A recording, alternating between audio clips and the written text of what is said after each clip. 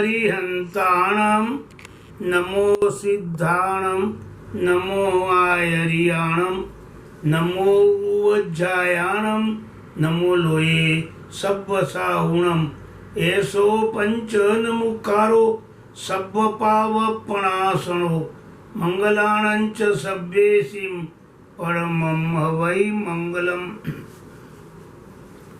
दर शनिवारे સ્વાધ્યાયમાં આપણે અધ્યાત્મસાર એ નામનો ગ્રંથ ચાલુ કરેલ છે। એ ગ્રંથમાં ત્રીજા પ્રબંધમાં આપણે 5 પ્રકારના અનુષ્ઠાનોની વાત સમજાવી રહ્યા છીએ। જે ધર્મના અનુષ્ઠાનો કરીએ તે 5 પ્રકારના હોય છે। એક વિષ અનુષ્ઠાન, બીજું ઘર અનુષ્ઠાન, ત્રીજું અનનુષ્ઠાન, ચોથું તદ્હેતુ અનુષ્ઠાન અને પાંચમું અમૃત અનુષ્ઠાન। એમાં વિષ અનુષ્ઠાન, વિષ એટલે ઝેર, જે ઝેર ખાવામાં આવે તાત્કાલિક મારે એના વિષ અનુષ્ઠાન। એમ આ ભવના સંસારના સુખોને ઈચ્છા રાખીને ધર્મ અનુષ્ઠાન કરાય એ વિષ અનુષ્ઠાન કહેવાય। જેમ આ ભવમાં મને વધારે પૈસો મળે, મને વધારે માનપાન મળે, મારું જગતમાં નામ પ્રખ્યાત થાય, આવી મોહની અભિલાષા રાખીને જે ધર્મ અનુષ્ઠાન કરાય એને વિષ અનુષ્ઠાન કહેવાય। બીજું ઘર અનુષ્ઠાન, આ ભવ નહીં પણ આવતા ભવમાં મને વૃદ્ધિ સિદ્ધિ સમૃદ્ધિ મળે એવા આશયથી ધર્મ અનુષ્ઠાન કરાય એ ઘર અનુષ્ઠાન। ઘર એ પણ એક જાતનું વિષ જ છે, પણ એ વિષ ધીમે ધીમે પેટમાં ફાલ્યું ફૂલ્યું થયું છતું જીવને મારે છે।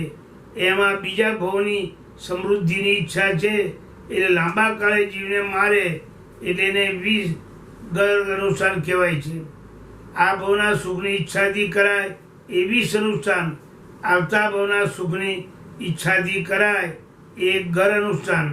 અને કોઈ પણ જાતના હૈયામાં ભાવ વગર લોક સંજ્ઞાએ આવીને બેસી જઈએ અને લોકો કરે એમ કરીએ, આપણને કંઈ સમજાય નહીં, સમજણ પડે નહીં, સમજણ મેળવવાની ઈચ્છા ના હોય, લોકો મુપત્તિનું પરિણામ કરે એટલે આપણે મુપત્તિનું પરિણામ કરીએ, લોકો જે બોલે એટલે આપણે બોલીએ, આ પ્રમાણે લોકો કરે એમ કરીએ એ અનનુષ્ઠાન કહેવાય।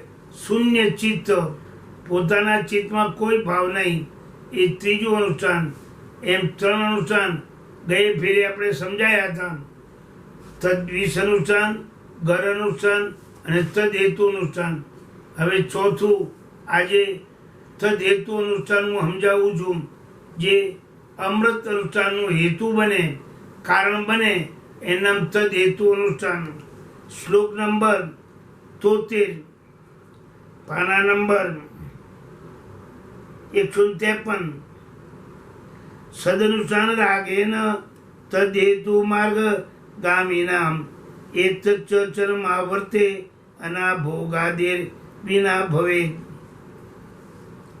જ્યારે આ જીવનો સંસાર એક આવર્ત બાકી રહે, એક પૂતગલ પર આવર્તન, એને કહેવાય ચરમાવર્ત। ચરમ એટલે છેલ્લું, આવર્ત એટલે પૂતગલ પર આવર્તન, મોક્ષે જવાનો કાળ, એક પૂતગલ પર આવર્તન બાકી રહે ત્યારે જીવને આ ચોથું અનુષ્ઠાન આવે છે। ચોથા અનુષ્ઠાન નામ છે તદ્હેતુ અનુષ્ઠાન, એટલે અમૃત અનુષ્ઠાનના ખૂબ અનુરાગથી સારામાં સારું અનુષ્ઠાન મારાથી કેમ થાય એમ સદ અનુષ્ઠાનના રાગ વડે કરીને કરાયેલું અને માર્ગગામીના ભગવાનના માર્ગે ચાલનારા જે જીવો એ જીવોને આ અનુષ્ઠાન ચરમાવર્તમાં આવે છે।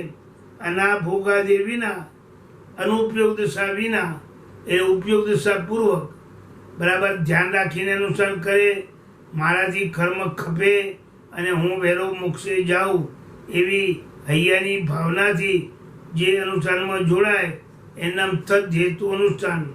શ્લોક નંબર 73।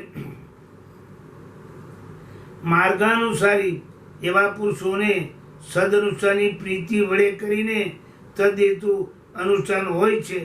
આ અનુષ્ઠાન અનાભોગાદિક વિના ચર્માવર્તને વિશે એક પૂતગલ પરાવર્તન સંસાર બાકી હોય ત્યારે જીવને આવું અનુષ્ઠાન પ્રાપ્ત થાય છે અને આ અનુષ્ઠાનથી જીવ ધીરે ધીરે અમૃત અનુષ્ઠાનમાં ચડે છે. સત્ય એટલે વિતરાગે કહેલા અનુષ્ઠાનને વિશે, મોક્ષ પ્રાપ્તિના ઉપાયના સેવનને વિશે પ્રીતિએ કરીને તદ હેતુ એટલે મોક્ષનો હેતુ બને એવી પ્રવૃત્તિનું કારણ છે એવું અનુષ્ઠાન એ માર્ગાનુસારી જીવમાં જ હોય છે.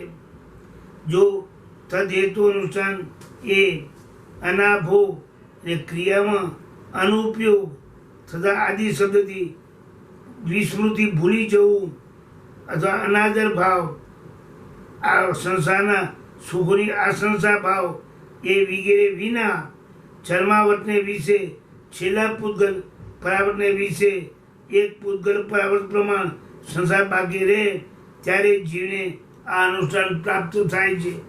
આ એક શ્લોક આપણે ગઈ ફેરે કરેલો છે, છતાં સંબંધ હોવાથી મેં ફરી લીધો છે. હવે ચર્માવર્તને વિશે આ અનુષ્ઠાન આવે એ વાત ગુરુજી સમજાવે છે. શ્લોક નંબર 74. ધર્મ યૌવન કાલોયમ ભવકાલ દશાપરા અત્ર સ્યાત સત્ક્રિયા રાગો અન્યત્ર ચ અસત્ક્રિયા આદરહમ. જ્યારે જીવ તદ હેતુ અનુષ્ઠાનમાં આવે છે ત્યારે એ ધર્મનો યૌવન કાળ કહેવાય અને એની પહેલાં જે 3 અનુષ્ઠાન કર્યા, 20 ગરલ અને અનનુષ્ઠાન, એ બધું ભવનો બાળકાળ સમજવો. બાળ અવસ્થામાં જીવ અવિવેકવાળું જીવન જીવે, પણ યુવાવસ્થાવાળામાં જોઈ કરીને જ બોલે, એક એક શબ્દનો કિંમત સમજીને ચાલે, એટલે યૌવન કાળ કહેવાય.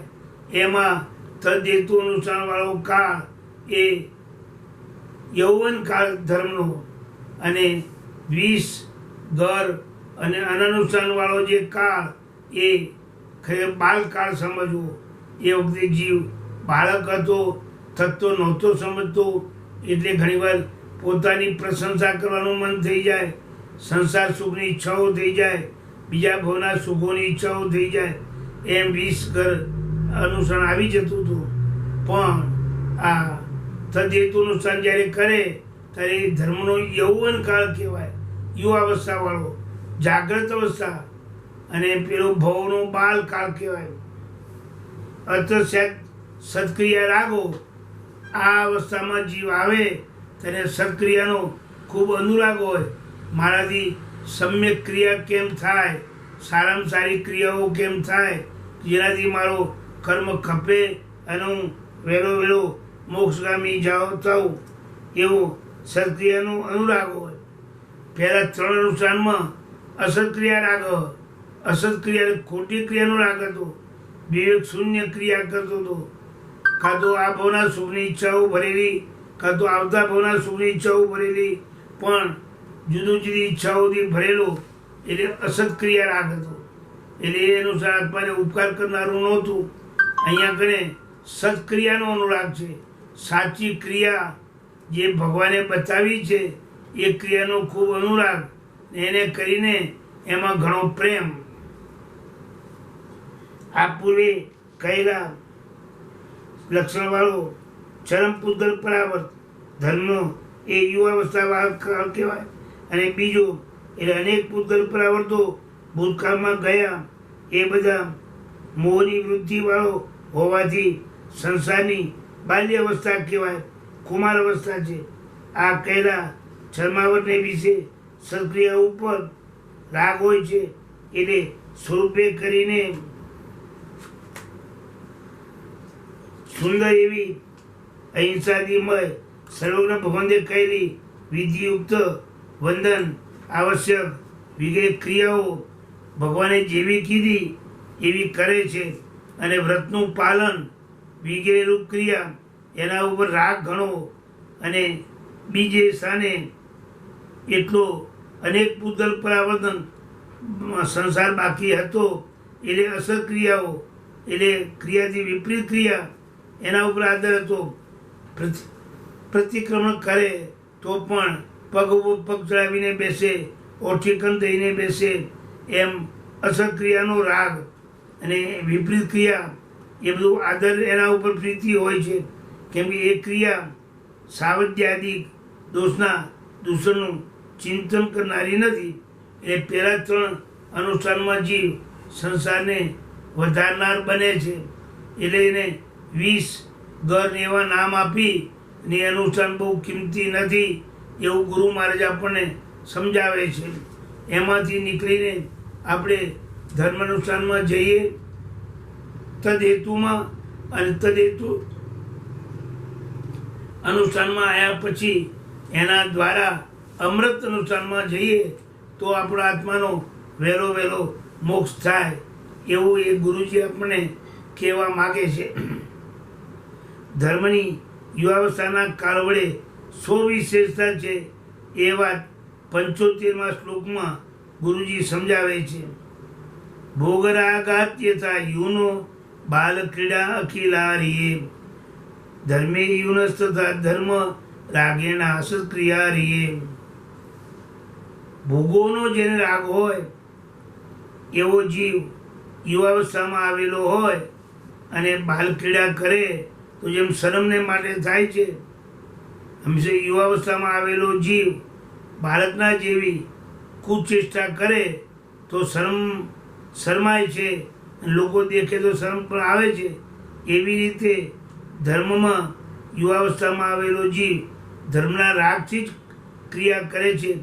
અસત્ક્રિય થઈ જાય કદાચ તો એ ઘણો શરમને માટે બને છે કે આવી ખોટી ક્રિયા મારાથી થઈ ગઈ, મેં ક્યાં ભૂલ કરી.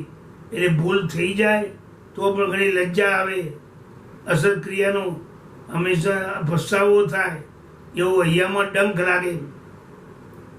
હે વત્સ, જેમ યુવાવસ્થાવાળા પુરુષને કામ વિલાસરૂપ ભોગને વિશે રાગ હોવાથી સમગ્ર બાલ ક્રીડા એટલે નાની વયના કુમારોની ક્રીડા એટલે ધૂળમાં રમવું, ધૂળના ઘર બનાવવા અને નાના માટીના ગોખલા બનાવવા અને એમાં ઘર મારી અને રમવું, એ બધું બાલ ક્રીડા એટલે નાની વયના કુમારોની ક્રીડા.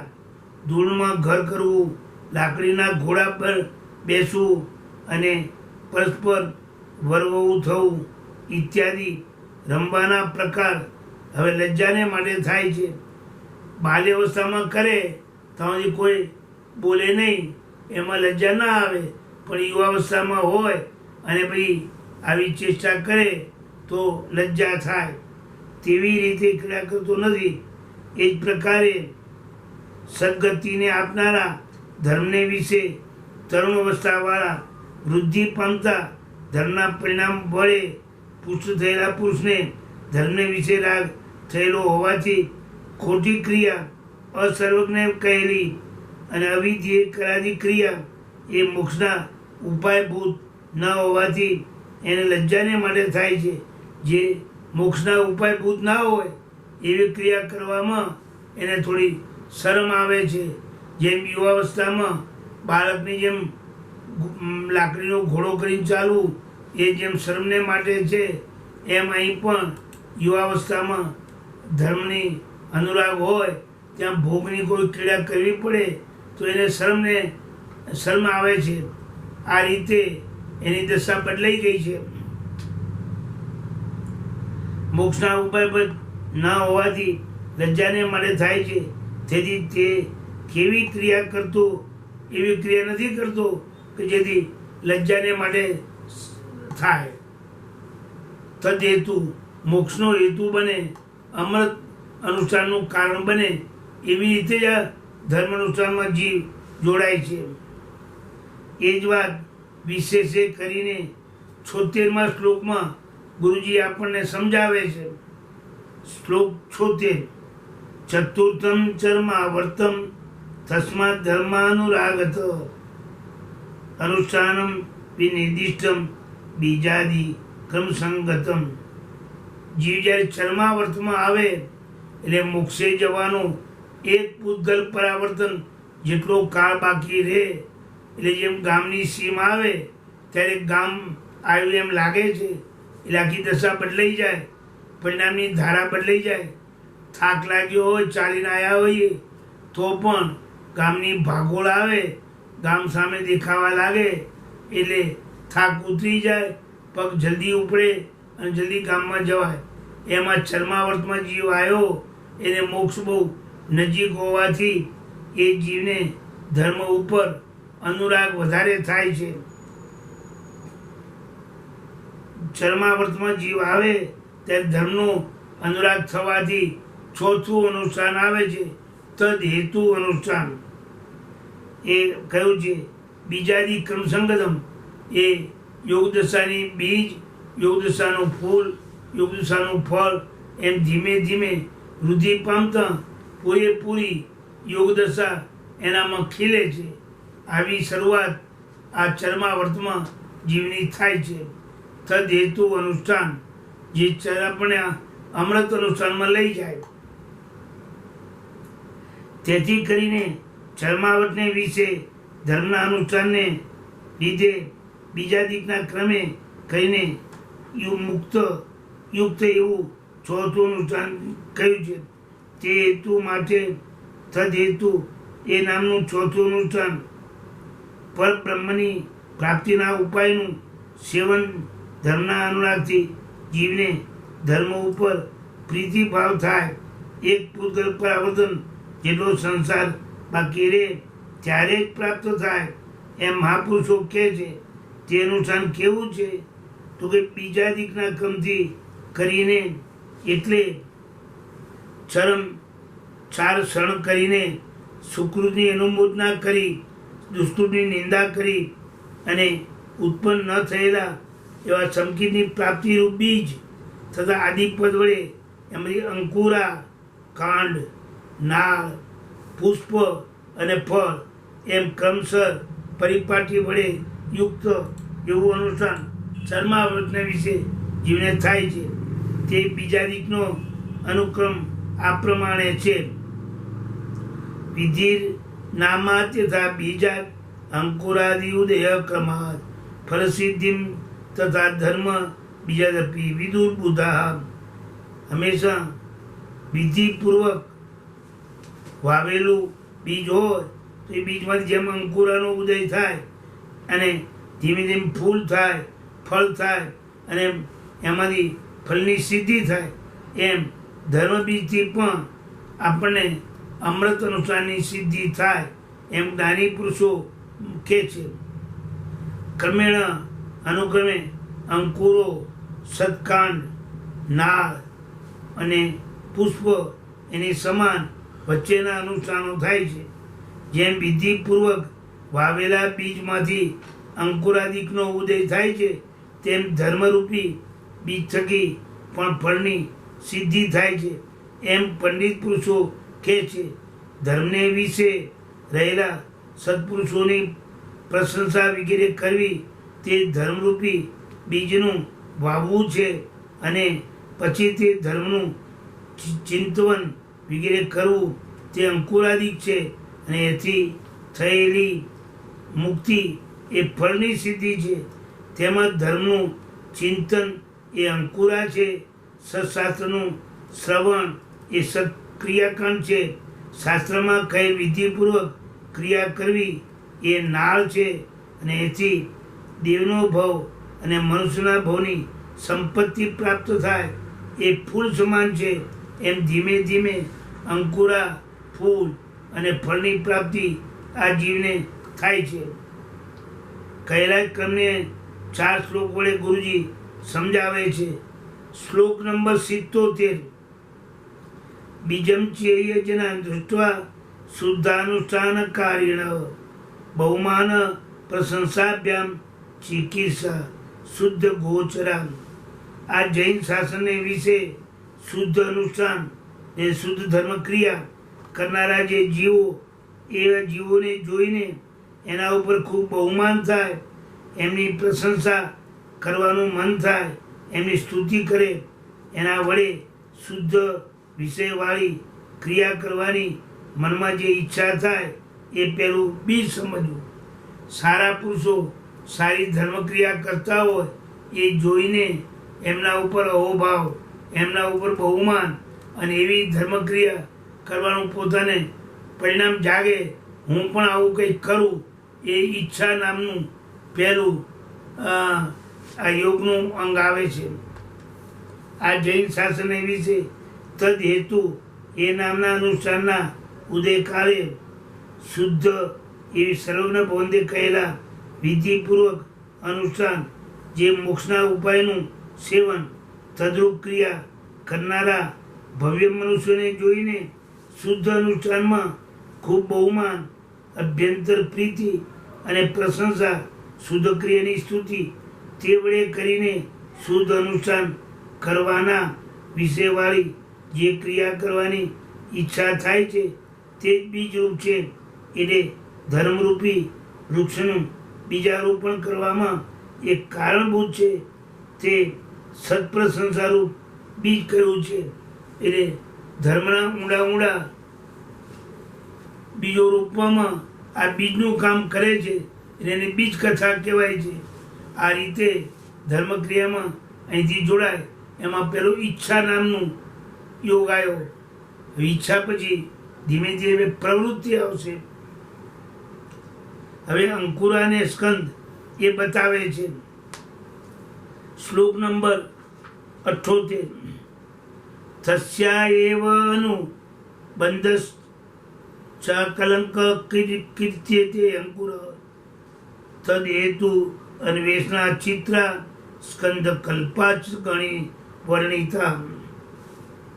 તે શુદ્ધ અનુષ્ઠાન કરવાની જે ઈચ્છા થઈ એને કલંક રહિત અનુબંધ, તેને અંકુરા કહેવાય. એ જે સારું સગવાની ઈચ્છા થઈ એ ઈચ્છાને એવી જોરથી પકડી રાખે કે જેથી કોઈ જાતનું કલંક ન લાગે, એને કોઈ જાતના પરિણામ બગડે નહીં, એવી રીતે અનુષ્ઠાન કરવાની તૈયારી કરે એ અંકુરા કહેવાય. અને વિવિધ પ્રકારની તેના હેતુની ગવેષણા કરે, સારામાં સારા કારણો શોધી લાવે, અનુષ્ઠાન થાય એવા, એને અનુસારે અનુષ્ઠાનમાં જોડાય. એ સ્કંદ એ થડ સમજવું.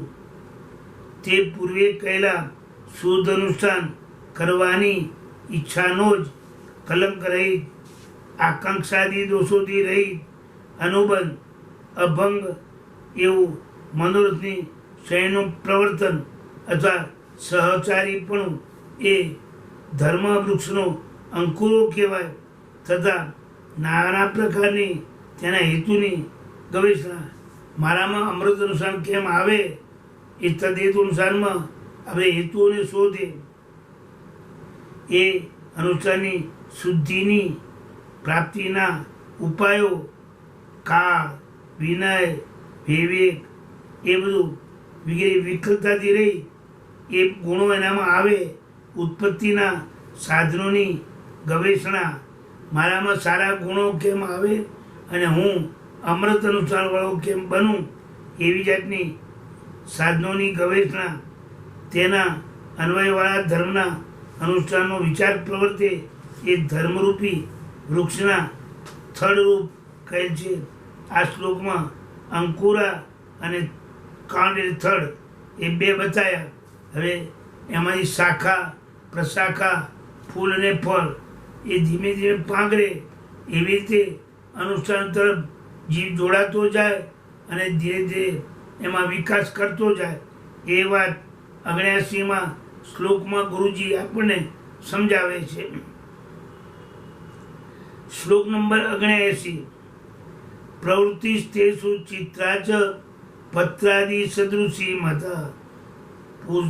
પુષ્પમ ચ ગુરુ યોગાદ હેતુ સંપત્તિ લક્ષણ.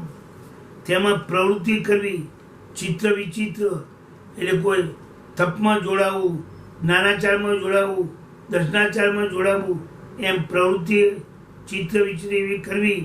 તે પત્રાદિ, જેમ વૃક્ષ વાવ્યું હોય તો થડ થાય, પછી ડાળીઓ આવે, ડાળીઓમાં પાંદડા આવે, એના સરખી સમજવી.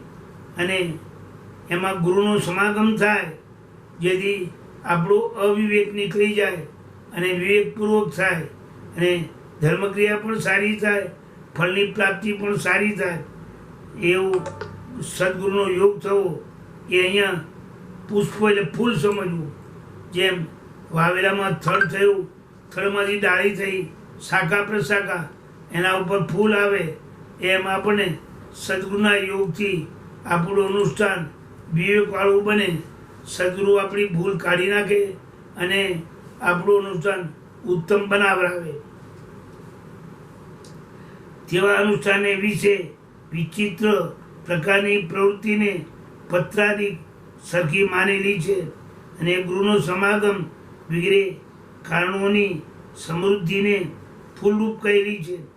તેમને વિશે એટલે પૂર્વે કહેલા અનુષ્ઠાનની શુદ્ધિના હેતુરૂપ 8 પ્રકારના કાળ, વિનય, આપણે હવે કાલે વિનય બહુમાણે એ ગાથામાં નાણામીની ગાથામાં જે 8 પ્રકાર આવે છે એ રીતે જ્ઞાનના 8 આચાર, દર્શનના 8 આચાર, સાહિત્યના 8 આચાર, તપના 12 આચાર અને વીરના 3 આચાર, એમ 39 આચારો પૂર્વક આચાર્ય વિશે શ્રદ્ધા, આશીર્વાદ આદિ અનેક પ્રકારની જે પ્રવૃત્તિ તે પાંદડા સમજવા શાખા અને પ્રતિશાખાએ તુલ્ય માનેલી કહેલી છે. તથા ગુરુનો ગીતાર્થ આચાર્યદિકનો યોગ મળે, સમાગમ થાય, એ શાસ્ત્રનું શ્રવણ થાય, શાસ્ત્રનો અભ્યાસ થાય, એવી શુદ્ધ કારણ એની સંપત્તિ વડે યુક્ત એવો પુરુષ જ કાળ વિનયાદિ અંગોનું સેવન કરવામાં સમર્થ બને. સારા ગુરુ સાથે હોય, શિખામણ આપતા હોય, એની શિખામણ પ્રમાણે આપણે ચાલતા હોઈએ તો આપણામાં અતિચાર ન લાગે અને આચારની શુદ્ધિ વધતી જાય. એ રૂપ પુષ્પ ધર્મવૃક્ષના પુષ્પોની સમૃદ્ધિ કહેલી છે. હવે છેલ્લે એમાંથી ફળ શું આવે એ સમજાવે છે. શ્લોક નંબર 80. ફળ શું આવે? ભાવ ધર્મસ્ય સંપત્તિર્યા ચ સદ્દેશનાદિના ફલમ તદત્ર વિજ્ઞેયમ નિયમાત મોક્ષ સાધકમ. તા સારી દેશના વગેરે સાંભળવી વગેરે ભાવ ધર્મની પ્રાપ્તિ થાય એ જ અહીંયા નિશ્ચયથી મોક્ષને આપનાર એ ફળ જાણવું. તથા ગીતાર્થ આચાર્યાદિકના સમાગમથી સારા ગીતાર્થો મહાત્માઓનો સમાગમ થાય, આપણે સારી શિખામણ આપે, સારું વ્યાખ્યાન આપે, સારો ઉપદેશ આપે, જેથી કરીને આપણે કંઈ ભૂલ કરતા હોઈએ તો સુધરી જઈએ, આપણા બધા અતિચારો ઓછા થઈ જાય અને આચારો સારા થઈ જાય. એટલે યથાશીત ભ્રષ્ટુ સ્વરૂપને કેનારી દેશના ગુરુજી સમજાવે. તથા તે સંબંધી પ્રશ્નાદિકે કરીને આપણે ન સમજાય તો આપણે ગુરુને પ્રશ્નો કરીએ, ગુરુ એનો આપણને ઉત્તર સમજાવે. એમ પ્રશ્નોત્તરી રૂપે પણ એમની પાસેથી આપણને સારું જ્ઞાન મળે અને સારો વિવેક આપણામાં ક્રિયામાં આવે અને સારી ક્રિયા કરીને ફળની સારી પ્રાપ્તિ કરી શકીએ. કેરળ દેશના તે સંબંધી પ્રશ્નાદિકે કરીને ભાવ ધર્મની એટલે ઔપસમિક સમ્યક્ત્વ, ક્ષાયિક સમ્યક્ત્વ અને ક્ષાયોપસમિક સમ્યક્ત્વ એની પ્રાપ્તિ થાય એ ભાવ ધર્મ, અથવા આત્માના સહજ ધર્મની જે સમૃદ્ધિ પ્રાપ્ત થાય એ ભાવ ધર્મ. એવું અવશ્ય પણ આ એ કરીને મોક્ષનું સાધક એક ભાવ ધર્મ આવે એટલે મોક્ષ થાય ને થાય, અવશ્યપણે એ મોક્ષના સાધક છે એમ સમજવું. આવી બધી પ્રાપ્તિ જીવને થાય છે એ તદ્હેતુ અનુષ્ઠાનમાં સમજવી. આ તદ્હેતુ અનુષ્ઠાન ચોથું અનુષ્ઠાન જાણવું. પહેલું 20, બીજું ઘર, ત્રીજું અનનુષ્ઠાન અને ચોથું તદ્હેતુ. તદ્હેતુ એટલે મોક્ષનો હેતુ બને. હવે છેલ્લું 5મું અનુષ્ઠાન અમૃત અનુષ્ઠાન. એ કેવું હોય એ વાત નિવાસીની ગાથામાં સમજાવે છે. સહજો ભાવ ધર્મોય શુદ્ધ ચંદન ગંધવત એતદ ગર્ભમ અનુષ્ઠાનમ અમૃતમ સંપ્રચક્ષતે. જે સ્વાભાવિક ધર્મ આત્મા પોતે જ મારે શું કરાય શું ન કરાય, સંબર ભાવમાં રહેવાનું, નિર્જના ભાવમાં રહેવાનું, આશ્રમમાં ભાવનું ત્યાગ કરવાનું, આવું પોતે સમજે અને પોતાનું જીવન એવું ધન્ય બનાવે કે બને એટલા આશ્રમો ઓછા અને સંબર નિર્જના કાર્યો વધારે. એ ભાવધર્મ જેમ ચંદન છે એને સુગંધી કરવું નથી પડતું, ચંદન પોતે સ્વયં સુગંધી હોય છે. એમ આ જીવ ભાવધર્મમાં એવો જોડાઈ જાય કે સ્વયં સુગંધમય ધર્મમય બની જાય. એતદ ગર્ભમ આનાથી ગર્ભિત એટલે ભાવધર્મથી ગર્ભિત શુદ્ધ એવું ચંદન જેમ સુગંધથી ભરપૂર છે, એમ સુંદર ભાવોથી ભરપૂર એવું જે અનુષ્ઠાન એ અમૃત અનુષ્ઠાન જ્ઞાની પુરુષો કહે છે.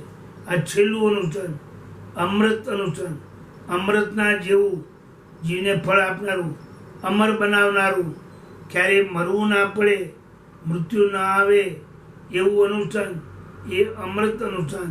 પાંચમું સમજવું, ચંદનના ગંધની જેમ સહજ અને શુદ્ધ એવો ભાવધર્મ છે, તે ભાવધર્મથી મિશ્રિત એવું જે અનુષ્ઠાન તે અમૃત અનુષ્ઠાન કહેવાય છે. સહજ એટલે સ્વાભાવિક એટલે આત્માના વાસ્તવિક રૂપ તથા શુદ્ધ સર્વદોષ રહિત એવો ભાવધર્મ આત્માનો જ્ઞાનાદિકને વિશે પરિણમવારૂપ ઉપયોગ તે ચંદનના ગંધની જેમ એટલે જેમ ચંદનનું ગંધ ચંદનથી અભિન્ન હોય, ભિન્ન નથી હોતું, અભિન્ન હોય છે, તેમ સહજ સ્વાભાવિક અને શુદ્ધ એવો ભાવધર્મ આત્માથી અભિન્ન હોય છે.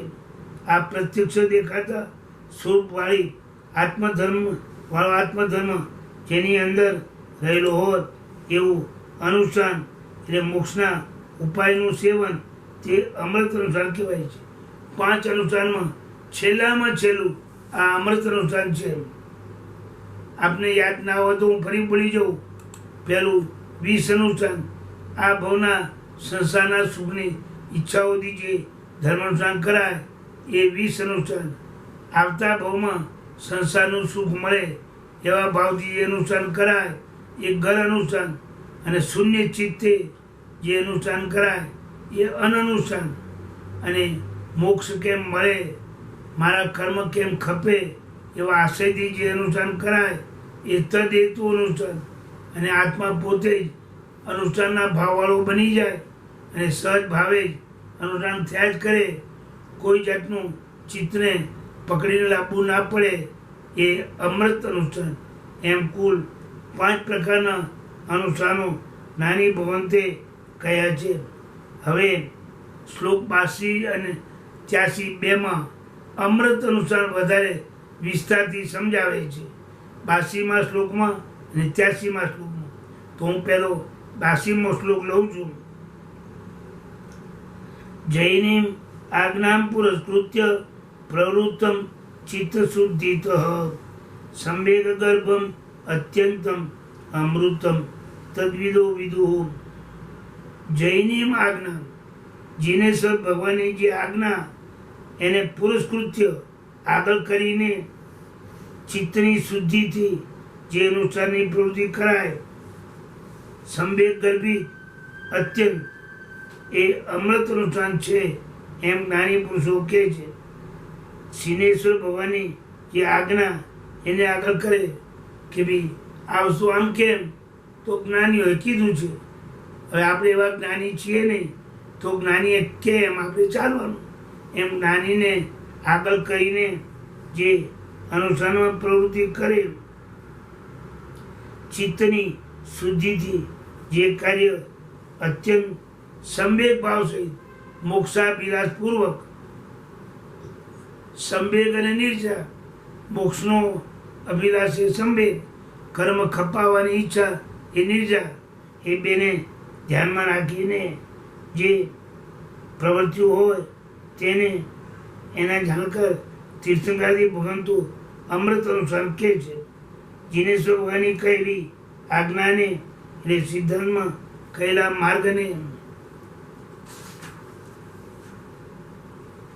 આગળ કરીને ભગવાને કહ્યું છે કે તમારે અમૃત અનુસારમાં આવવું હોય તો તદ્હેતુ અનુસારમાં જોડાવ, એ એનો હેતુ છે. તદ્હેતુ અનુસાર કરતાં કરતાં ધર્મના રાગથી અમૃત અનુસારમાં અવાશે. અને અમૃત અનુસાર એ સ્વાભાવિક જ સુગંધમય હોય છે. જેમ ચંદન સ્વયં સુગંધમય હોય છે, એને સુગંધમય કરવું નથી પડતું. સર્વ કાર્યોને વિશે એને મુખ્ય કરીને આગમમાં કયા પ્રમાણે કરવા વડે કરીને અત્યંત સંવેગ ભાવ સહિત એટલે મોક્ષની અભિલાષાપૂર્વક ચિત્તની શુદ્ધિથી મનના શુદ્ધ ઉપયોગથી જે અનુષ્ઠાન કરાય તે અમૃત અનુષ્ઠાન કહેવાય છે. એમ એના જાણકાર તીર્થંકર ભગવંતો, સામાન્ય કેવળી ભગવંતો, આ મહાપુરુષો શાસ્ત્રમાં આવું કહે છે. શ્લોક નંબર 83. શાસ્ત્રાર્થાલોચનમ સમ્યક પ્રણિધાનમ ચ કર્મણિ કાલાદિ અંગાવી વિપર્યાસો અમૃત અનુષ્ઠાન લક્ષણમ. જ્યાં શાસ્ત્રના અર્થોનું વિચારણા ઘણી છે અને સમ્યક પ્રકારે પ્રણિધાન છે. પ્રણિધાને મન, વચન અને કાયા ત્રણેયનું ક્રિયામાં એકાગ્રતા, ત્રણેય તન્મયતા આવું છે. અને કાલાદિ અંગ અવિપરે, કાળ વગેરે નાણાંબીની આ ગાથામાં આવે છે. કાલે વીણે બહુમાણે, એ જેમ કહ્યું છે એવા જ આચારો.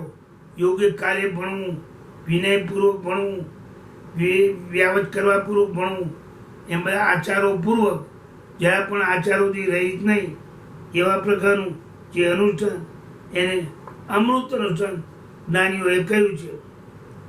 જે ભવ્ય પ્રાણીને સારી રીતે શુદ્ધ ભાવથી શાસ્ત્ર જીનાગમને વિશે કહેલા અર્થોનું, જીવાદિક પદાર્થોનું આલોચન નમ્ર હેતુ વગેરે વડે ઉત્પત્તિ, સ્થિતિ અને પ્રક્ષય દ્વારા ચિંતન હોય.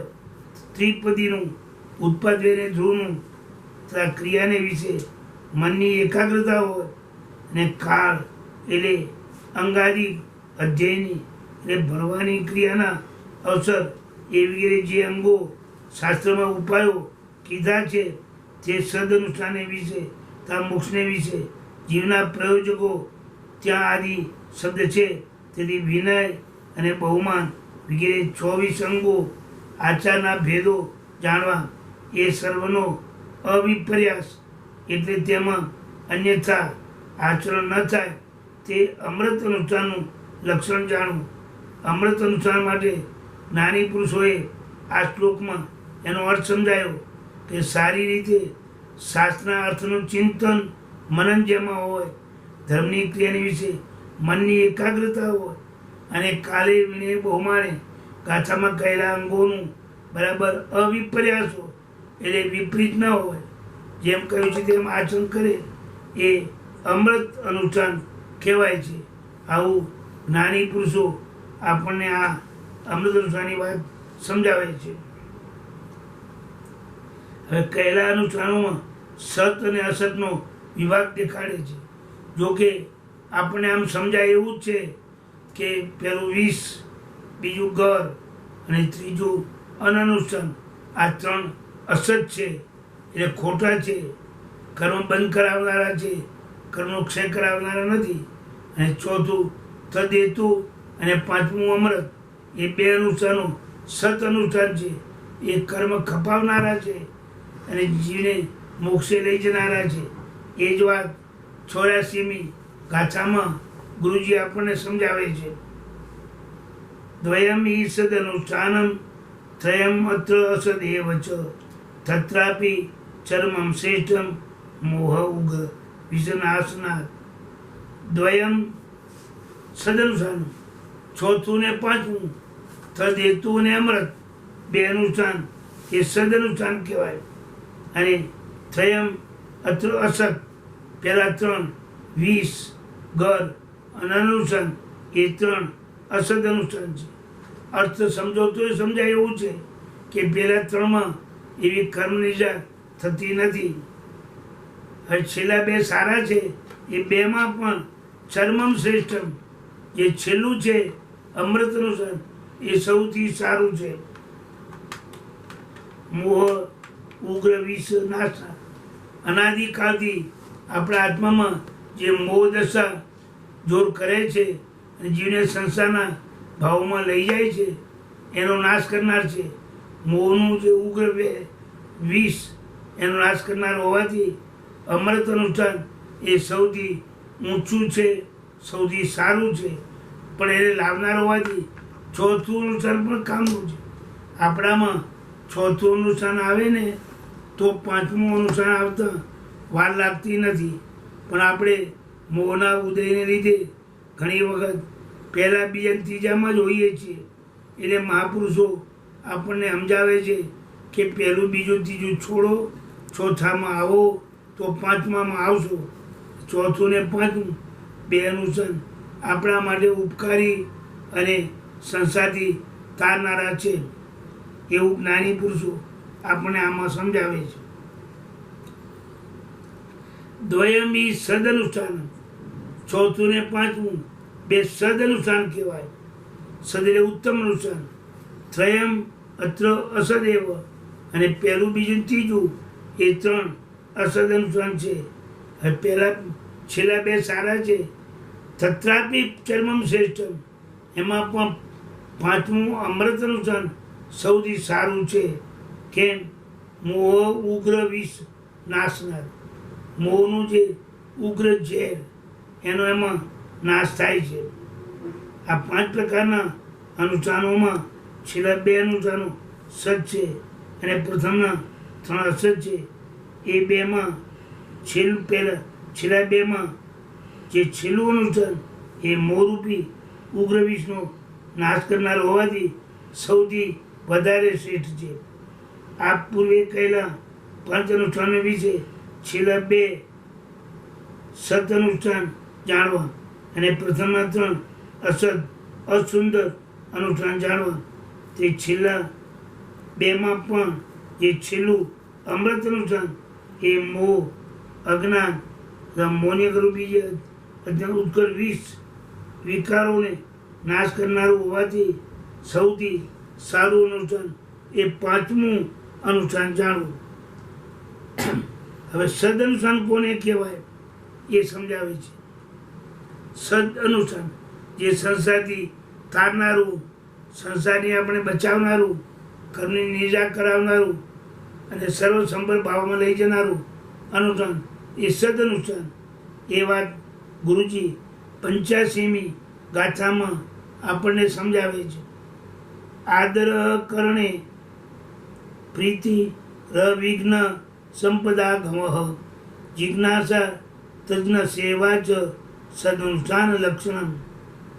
જે અનુષ્ઠાન કરવામાં આપણને ઘણો આદર હોય, હૈયાનો ઘણો ભાવ હોય, જોડાવાનો બહુ તીવ્ર મન હોય, એક બીજું કરણે પ્રીતિ એ અનુષ્ઠાન કરવામાં ઘણો પ્રેમ હોય, કોઈના દબાણથી નહીં આવ્યા હોઈએ પણ આપણા પોતાના આત્માની ખૂબ જિજ્ઞાસા હોય કે હું આમાં જોડાઉં, મારું આમાં કલ્યાણ જ છે એમ કરણે પ્રીતિ. અને અવિઘ્ન એમાં કોઈ પણ વિઘ્નો આવે નહીં, આવે તો વિઘ્નને ગણકારે નહીં એવું આ જીવ જ્યારે તત્પર થઈ જાય અને સંપદ આગમ બને એટલી જ્ઞાનાદિ ગુણની સંપત્તિનું આગમન થાય. જીવમાં સે વિવેક આવે, વિનય આવે, સજ્જનતા આવે, અનુષ્ઠાન કરવાની ભાવના વધે, ધર્મી જીવોનો સંપર્ક વધે એટલે એ બાજુ જીવ વળી જાય. જિજ્ઞાસા ઊંડા ઊંડા તત્વો જાણવાની ભૂખ લાગે, જિજ્ઞાસા લાગે. કોઈ જ્ઞાની ગુરુ મળે તો પ્રશ્નો કરી અને ઉત્તર મેળવવા એ તત્પર થાય. તજ્ઞ સેવા છે અને જે તત્વ સમજાવનારા જ્ઞાની ગુરુ મળ્યા હોય અને જેમણે તત્વ સમજાવ્યું હોય એની સેવા કરવામાં બાકી ન રાખે, એની પાછળ જ પડે. આજ મને સંસારથી તારનારા છે, તત્વ સમજાવનારા છે, મારામાં સારો વિવેક લાવનારા છે, મને હું એમની સેવા જ કરું તો મને બધું જ્ઞાન મળશે અને એ જ્ઞાન મને સંસારથી તારશે. આવા પ્રકારનું સહેજે પણ આ જીવમાં ભાવ જાગે એવું અનુષ્ઠાન, એ સદ અનુષ્ઠાનનું લક્ષણ જાણવું. એક તો આદર ક્રિયા, આદર ક્રિયા કરવામાં ખૂબ પ્રીતિ, પછી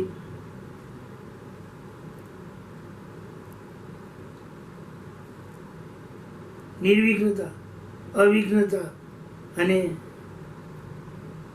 શ્રદ્ધાથી સંપત્તિની પ્રાપ્તિ, જાણવાની ઈચ્છા તથા તેના જાણકારની સેવા, આ બધા સદઅનુષ્ઠાન લક્ષણો છે. આપણામાં આવા ગુણો આવે તો સમજવું કે આપણું અનુષ્ઠાન એ સદઅનુષ્ઠાન કહેવાય.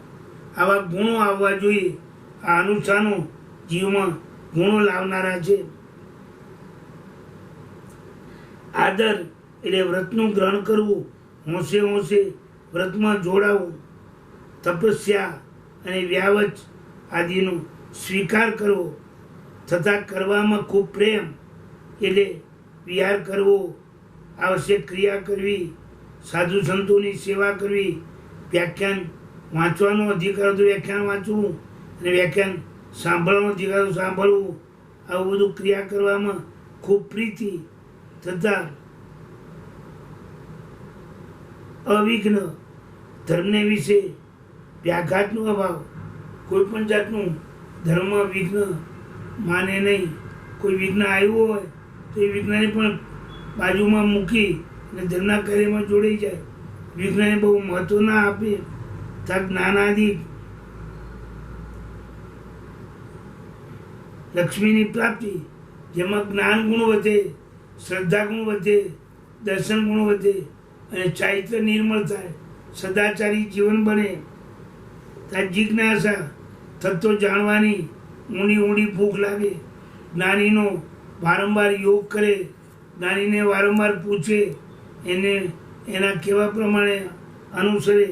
ધર્માદિકને જાણવાની ઈચ્છા, તાતે વસુધર્મને જાણનાર જે ગીતાર્થ મહાત્મા મુનિઓ એમની સેવા કરે કે જેથી મને જાણવા મળે.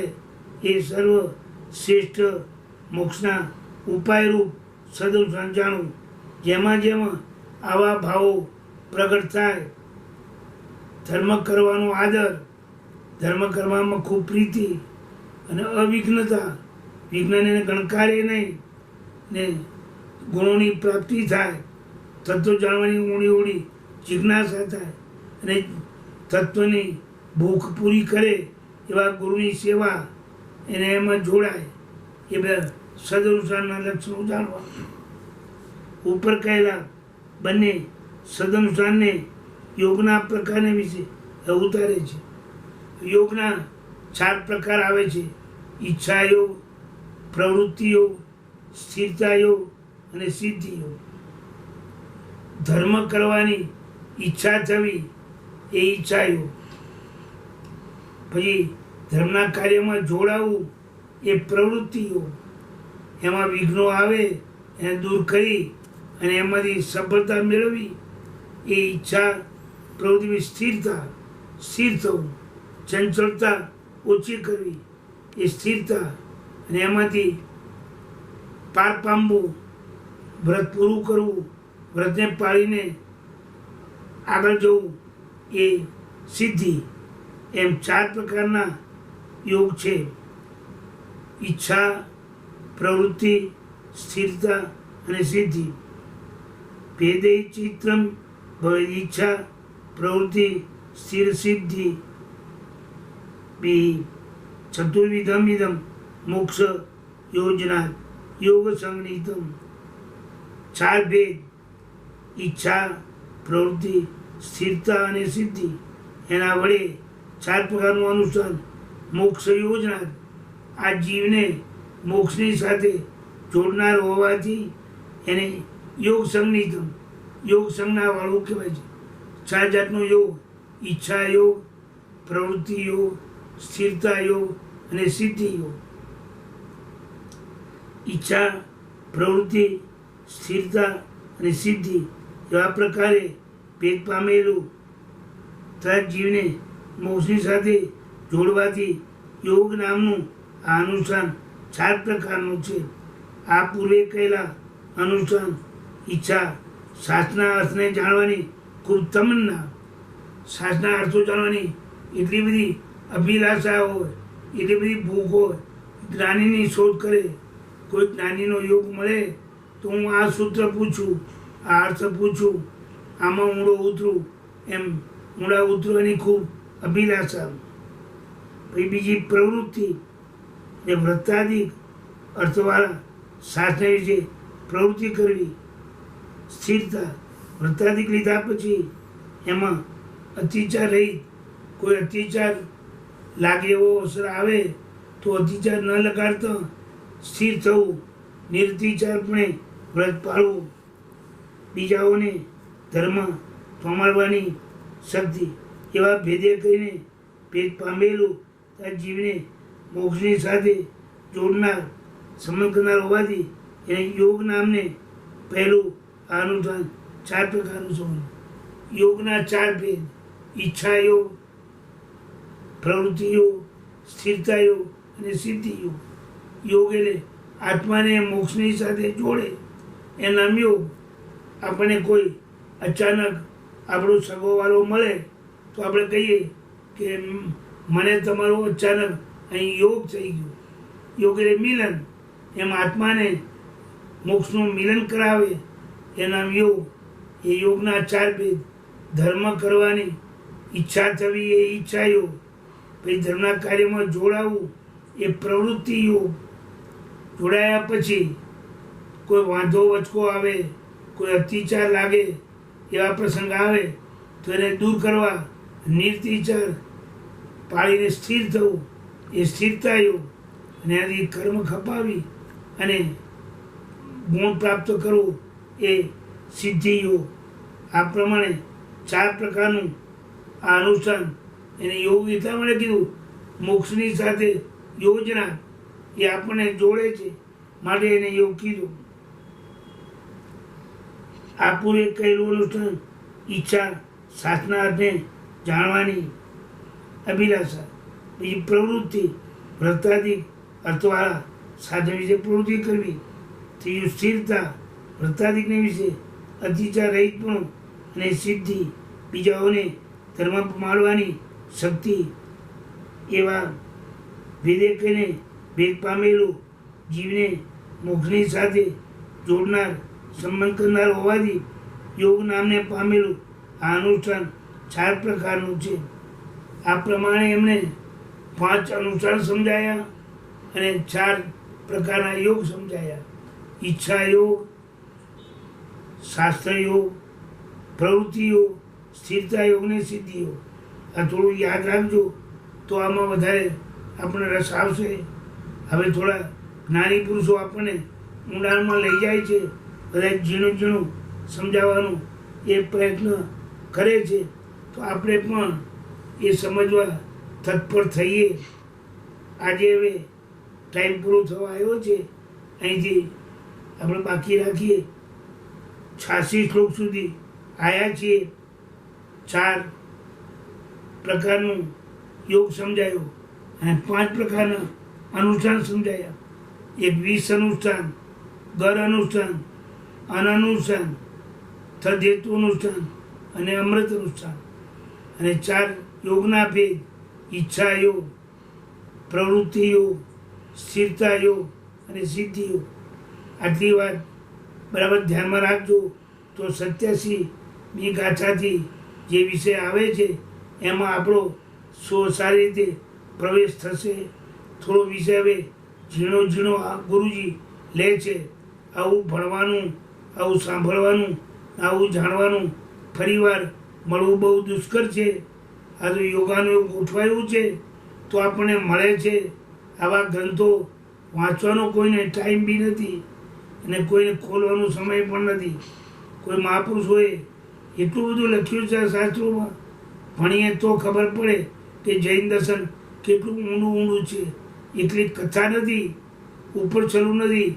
આત્માનું હિત કેમ થાય, આત્માનું કલ્યાણ કેમ થાય, આત્મા મોહ રહિત કેમ બને, નિર્વિકારી બને, કેવળાન પામી મોક્ષે જાય, એવી વાતો આમાં સમજાવવામાં આવી છે. એની આ બધી ભૂમિકા છે. તો હવે આપણે રજા લઈએ. આ પ્રમાણે 86 ગાથા સુધી અર્થ થયા છે. 87મી ગાથાથી આવતી શનિવારે લઈશું.